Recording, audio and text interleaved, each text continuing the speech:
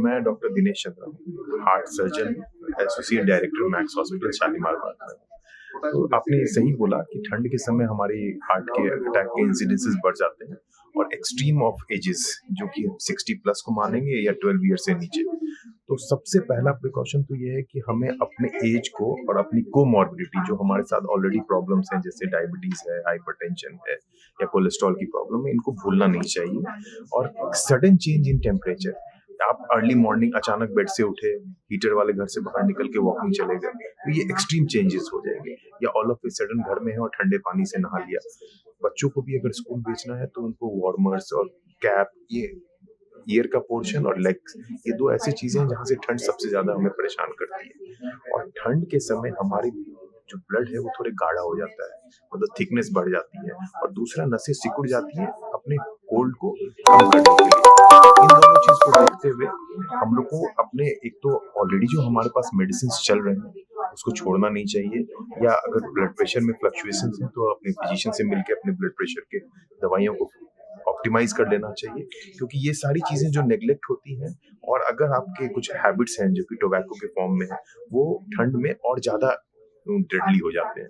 तो इन चीजों को जितना अवॉइड कर सकते हैं वो करना चाहिए। नहीं, ठंड में भी पानी ज्यादा रखना, जैसा मैं अभी पहले भी बता रहा था कि हमारी ब्लड गाढ़ा हो जाता है कंपैरेटिवली, तो हाइड्रेशन तो बहुत ही इंपॉर्टेंट है।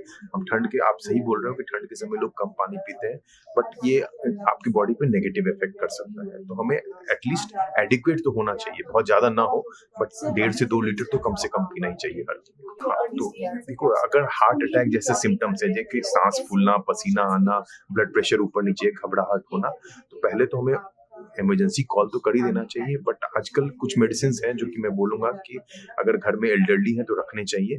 जैसे कि एक हुआ इकोस्प्रिन, एस्प्रिन के नाम से आता है, उसका हमें डबल डोज, मतलब एटलीस्ट 75 mg के 2 टैबलेट्स दे देने चाहिए।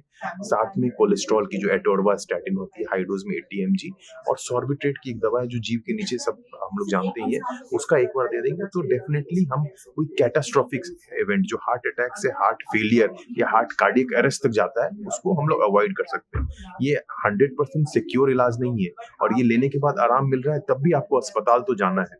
ये आपको बस टाइम बाई करके दे रहा है कि आप रास्ते में आपको कुछ ना हो, या आप अस्पताल सही सलामत पहुंच सके, सो दैट आगे के ट्रीटमेंट हो सके।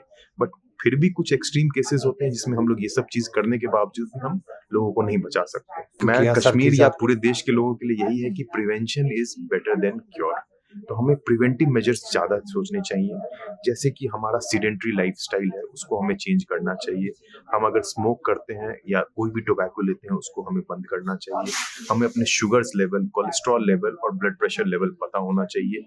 और हम कोई भी चीज अगर हमारे पास ऑलरेडी बीमारी है तो उसे हमें रेगुलर फॉलो अप करना चाहिए। और हमारे हेरिडिटी में अगर हमारे पेरेंट्स को कोई प्रॉब्लम थी तो हमें अर्ली अपने आप को इन्वेस्टिगेट करके प्रोफाइलैक्टिकली चीजों को पहले इन्वेस्टिगेट कर लेना चाहिए, जो कि सही समय ट्रीटमेंट शुरू हो सके।